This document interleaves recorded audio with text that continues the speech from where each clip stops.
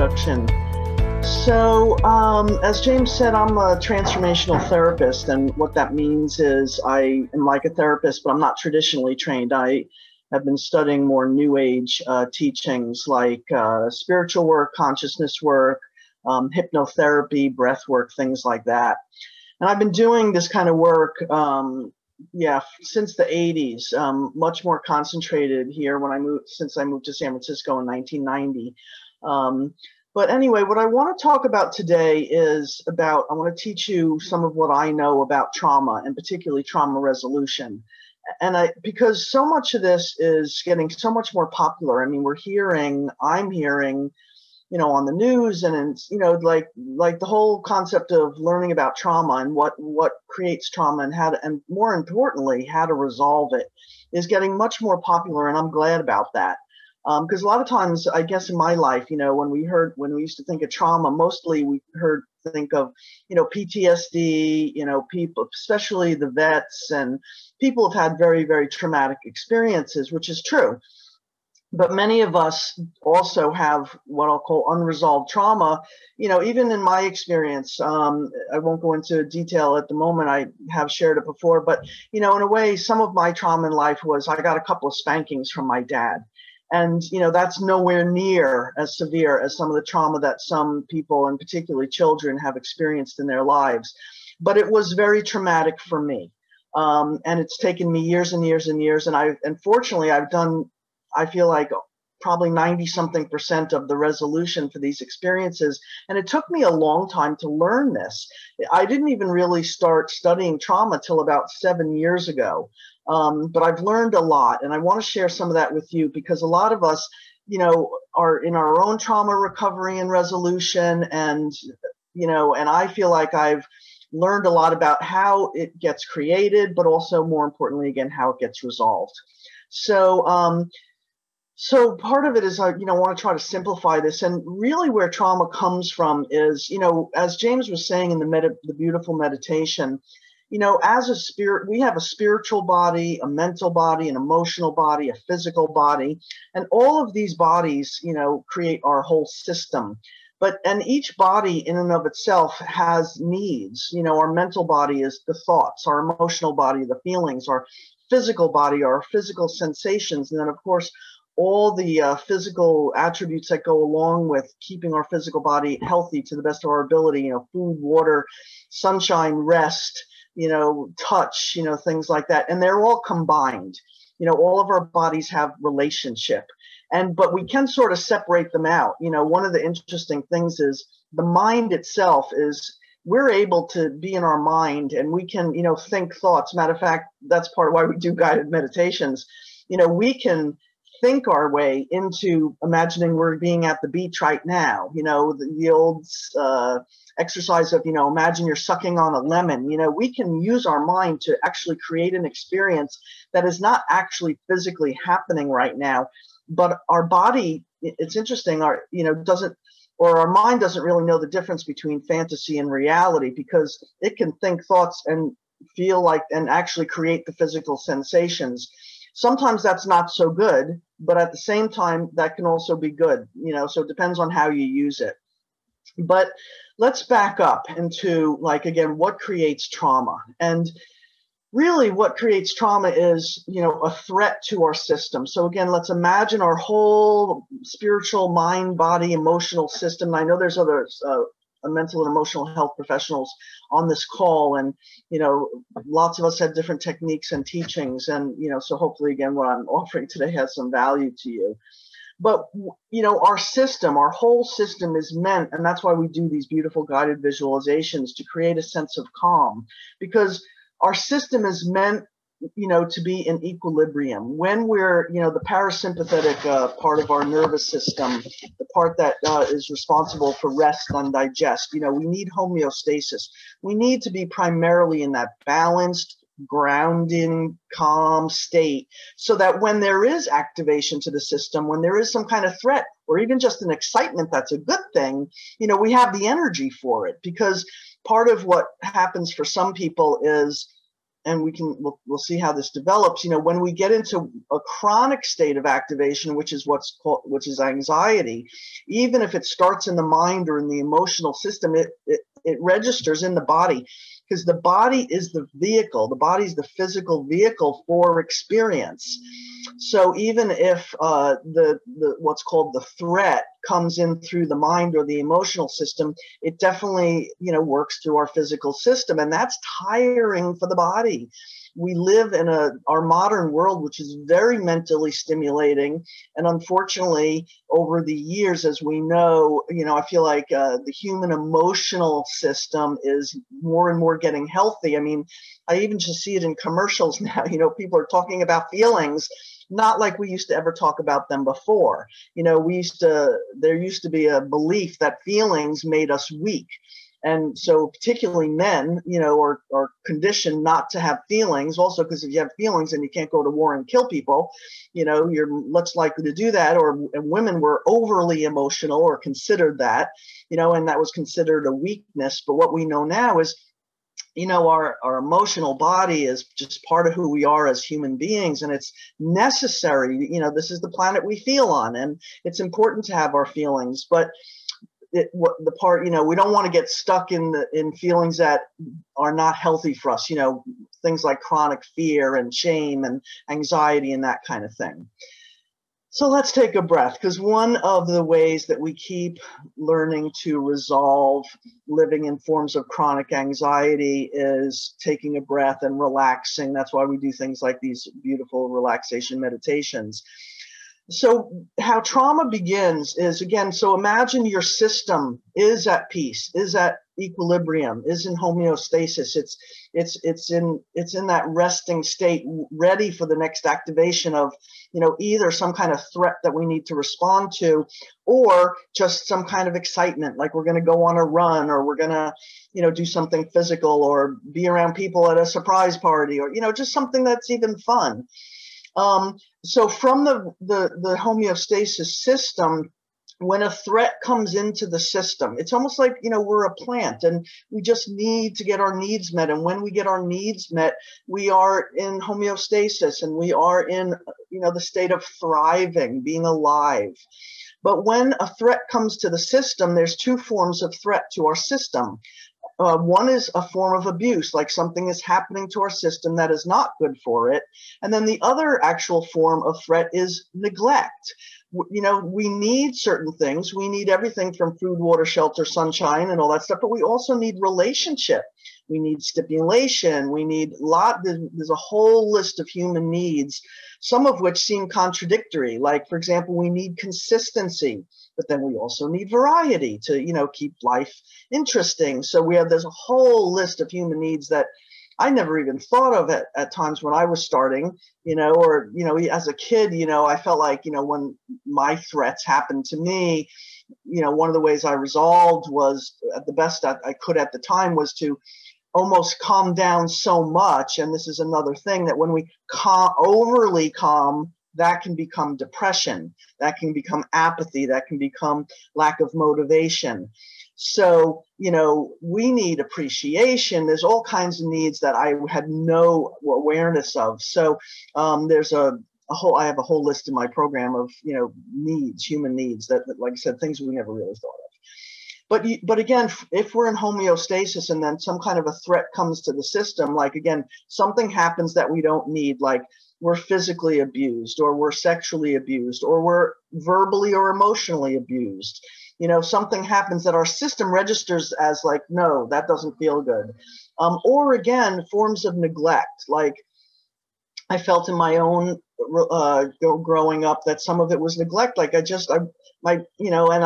makes sense to me. My parents in a modern world were doing the best they could. My dad was working and trying to keep the house and be financially healthy and all that stuff, that I felt like I didn't get time. I didn't get attention that I needed, just the simple stuff. I can remember simple days, just, lazing around in the warmth and watching my mom fold laundry. I mean, sometimes just simple presence with other people is something that we need.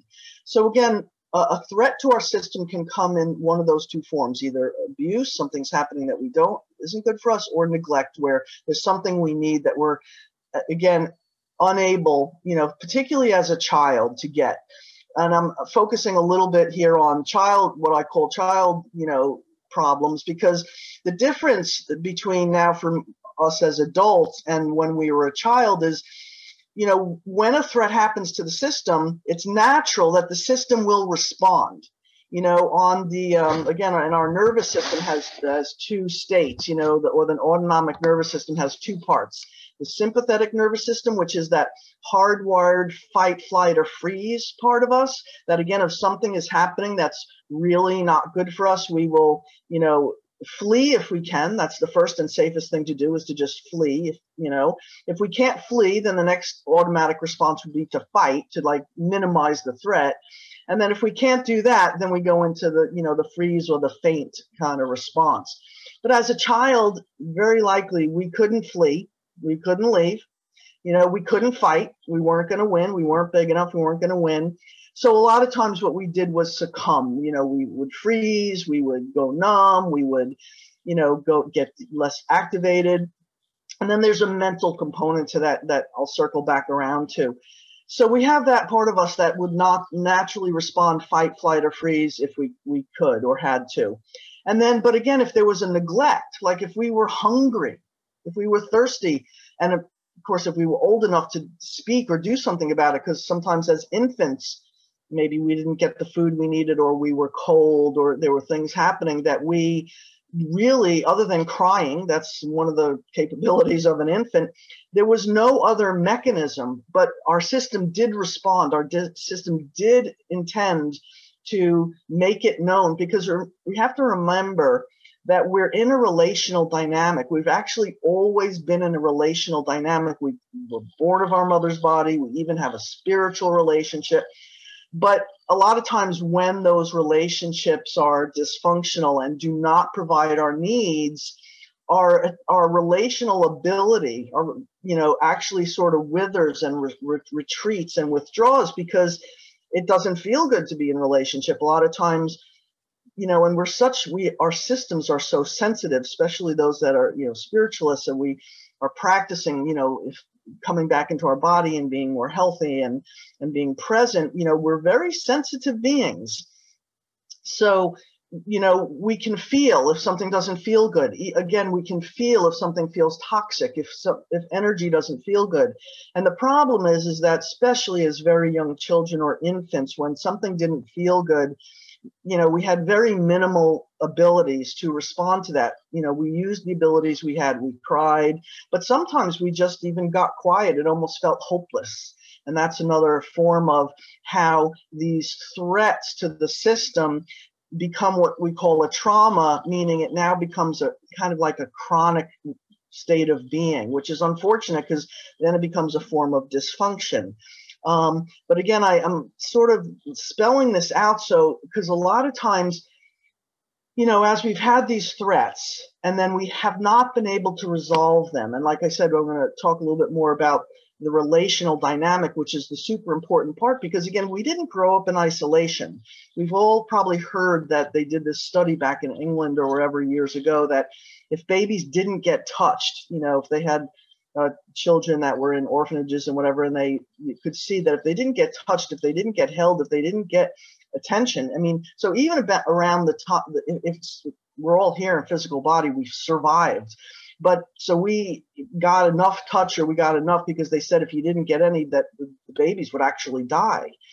But even in our lives, even if obviously we've survived, but it still doesn't mean we really got what we needed, especially things like attention. And I mean, like, very simple, the attention of appreciation. And, they say that infants very in the beginning, just, because they have such limited capabilities of communication, they literally just perceive, usually the mother at first, but anybody else or the father or whoever's attending to them, they look into the face and the eyes of the person with them, and they register just even the facial expression of the people, the caregivers, the parents or whoever, as a sense of, am I okay? And so the relational dynamic is super important to our developing sense of well-being and our sense of self-esteem. And when there's gaps in that, when there's breaks in, again, getting, everything from food, shelter, clothing, but particularly that relational attention that we need, the system adjusts. The system is highly designed to adjust, which is good. It keeps us alive, but it doesn't mean we've really, we've developed in ways that really help us be healthy and happy and outgoing, and again, have these mechanisms, these built-in mechanisms that know how to respond to keep getting our needs met. So again, if we grew up in a household where there was fighting or a parent left, or, I worked with a client once who's at 5 years old, he was left alone with his 3-year-old brother, and they had to figure out how to get food. Some really serious threats to the well-being. And again, sometimes these threats are not necessarily specifically to our survival. Like, again, we all have survived, but we can probably all relate to feeling like, again, maybe we didn't, there was a threat to our sense of self. Like, we didn't get enough appreciation. We didn't get, now, fortunately, in my family, I would not say I was ever, verbally abused. My parents never spoke negatively. Matter of fact, they encouraged us to believe in ourselves and all that stuff. But there was other forms of neglect and, and some abuse and that kind of stuff. But so it doesn't have to be super overt. Like, it doesn't have to be sexual abuse or even physical abuse or sometimes even verbal abuse. Like I said, I didn't get that in my family, but I definitely grew up with, for me, I went more on the depression side. That I realized when I started experiencing disappointments in life, some of it came around my gender. I grew up, in the 60s when, girls couldn't even play organized sports. And I felt like boys were oriented to being smart and making money and having control in life. And as a female, I did not feel like I was being oriented to have control over my life, that my fate was going to be get married, have a family and have my male person, take care of me, which is not the lifestyle I've developed into. So I have really had to overcome, and I am still in some ways seeing that I don't even think about, what do I really want, and dream bigger in my life in terms of what I want. I'm 63 now, and I'm still looking at, oh, wow, I can dream bigger here because I wasn't oriented that way. It's like these muscles, these mental muscles weren't developed that way, and that translated into the emotional stuff too. So taking a breath, again, one of the first techniques we do to practice what we call trauma resolution, and even just, simple day-to-day stress resolution. One of my first techniques, take a breath, slow our energy down. I know I'm speaking a lot here because I want to get as much possible in this talk. But mentally, we definitely need to quiet our mind, because for many of us, our minds get into hyperdrive. But because what's super important, what I've really learned over these last 4 or 5 years, as I've been really studying and doing my own trauma resolution work, is that I can organize my mind. Like, I can know and truly believe, and this has helped it. Some of you have heard my stories, that I've done some of my work with my dad, who was the guy who spanked me, my perpetrator, even after he passed, even in the spiritual realm, and used techniques like hypnotherapy, where I can imagine him apologizing to me. Because, he grew up in a family that was, spanked. That was just what people did back then. He probably had no idea the impact it was having on me. And I can see that perhaps the first day that it happened, he was he had just been married, like not even a couple of years. He had 2 kids and a wife and a house, and he was responsible for a lot. And on a given Saturday, when he was stressed and I upset him, he did what he thought he was supposed to do as a parent. So I can now, by taking on that point of view of, coming out of the intensity of the energy, that comes in when we are consumed with, and it comes in stages. First, there's shock. Then there can be fear or even terror. We can have shame mixed in there. And again, as a child, when we can't flee and we can't fight, usually one of the best ways I know for myself to try to relieve the pain of the experience was to withdraw and to get quiet and to, not want to be seen, and to just hold it all by myself, because the most important thing for resolution is really a relational dynamic. The kind of traumas we're talking about that many people are still very consumed in, for many of us, decades after the actual incident occurred, is that we have not known how to speak about it. And we need the relational dynamic. We're not talking about an experience, where you fell out of a tree and broke your arm and then the arm healed. And I mean, we have that, because the mental part of that is, okay, I was in a tree, my hand slipped, I fell down, broke my arm healed. Those kinds of things are not, don't become gripping, in our sense of self and in our relational dynamic. But when, in my experience, prior to my dad spanking me, my dad was my person. I mean, he practically worshiped me. And we felt very close. I felt very loved and supported by him. And so when this physical assault, and I can call that now, I was 5 years old, but this was a physical assault by an adult, happened to be the person who was supposed to be responsible for my well-being. Now I can rationalize that all now. When that happened, it was very shocking. I mean, so many of my support systems and sense, collapsed. And so now my supporter turned into my perpetrator. And even though I lived with my mom, we were not like super close for, there was another dynamic here where I felt like I needed to bond with my dad and not be as close to my mom to help their relationship. I know it sounds weird, but that's kind of what I did. So when he became my perpetrator, I didn't have any support. I didn't have any emotional support. And one of the things we need in these experiences to resolve is we need to be able to, especially in the emotional upheaval, whether it be physical, and especially if there's physical or sexual stuff involved, especially the sexual stuff is another whole bag, can of worms, because as a child, we're not supposed to be violated. We're not usually ready for those kinds of experiences, and to have an adult violate our boundaries, and that takes a little bit more doing for resolution. But in this case, we need what's called a larger, more regulated nervous system to resolve.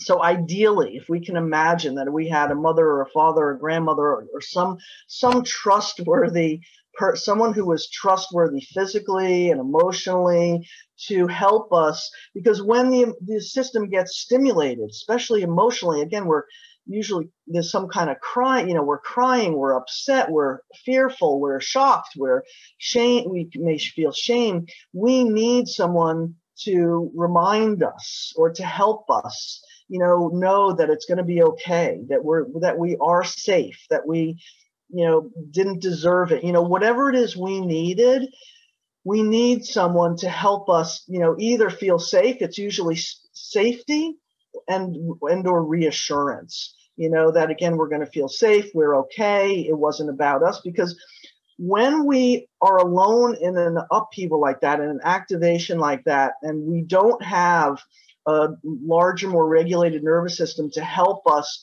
resolve particularly the emotional part of us, and the emotion is usually so painful. One of the things we do, it's just part of what the system does, is we'll retreat up into our mind. We'll retreat up to the non-feeling part of ourselves to try to, as maybe I'm talking, you can even relate a little bit to an experience maybe you had, and it's just like, what is this? Where did this come from? Why did this happen? And when we start asking those why questions, because remember, the mind is about thinking. The mind is about thoughts and meanings.